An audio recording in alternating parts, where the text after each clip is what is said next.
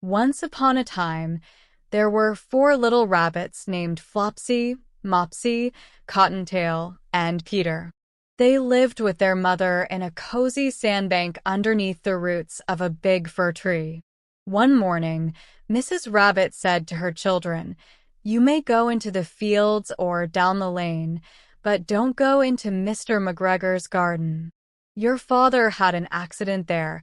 He was put in a pie by Mrs. McGregor." Flopsy, Mopsy, and Cottontail, who were good little bunnies, went down the lane to gather blackberries.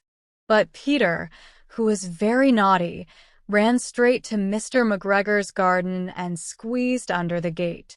First, he ate some lettuces and French beans. Then, he ate some radishes. Feeling rather sick, he went to look for some parsley to settle his stomach.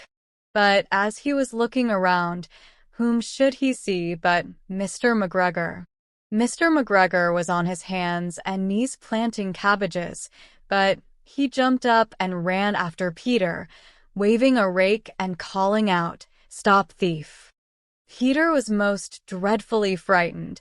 He rushed all over the garden, for he had forgotten the way back to the gate.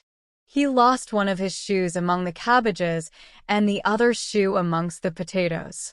After losing them, he ran on four legs and went faster, so that he might have gotten away if he had not run into a gooseberry net and got caught by the large buttons on his blue jacket. Peter gave himself up for lost and shed big tears. But his sobs were overheard by some friendly sparrows, who flew to him in great excitement and implored him to exert himself. Mr. McGregor came up with a sieve, which he intended to pop upon the top of Peter.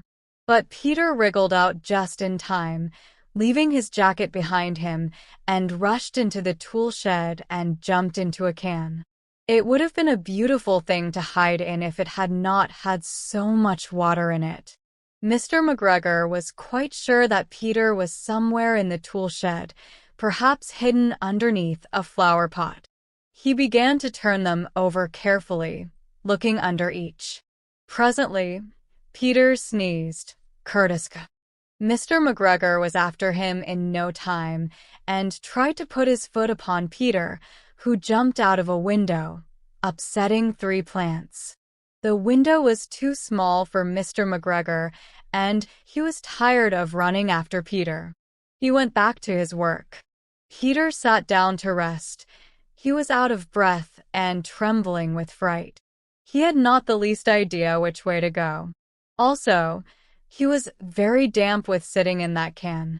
After a time, he began to wander about, going lip-pitty, not very fast, and looking all around. He found a door in a wall, but it was locked, and there was no room for a fat little rabbit to squeeze underneath.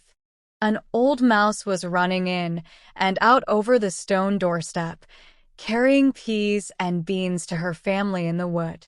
Peter asked her the way to the gate, but she had such a large pea in her mouth that she could not answer. She only shook her head at him. Peter began to cry. Then he tried to find his way straight across the garden, but he became more and more puzzled. Presently, he came to a pond where Mr. McGregor filled his water cans. A white cat was staring at some goldfish. She sat very still, but now and then the tip of her tail twitched as if it were alive. Peter thought it best to go away without speaking to her. He had heard about cats from his cousin, little Benjamin Bunny. He went back towards the tool shed, but suddenly, quite close to him, he heard the noise of a hoe, scrrrch, scratch, scratch, scritch. Peter scudded underneath the bushes. But presently, as nothing happened, he came out and climbed upon a wheelbarrow and peeped over.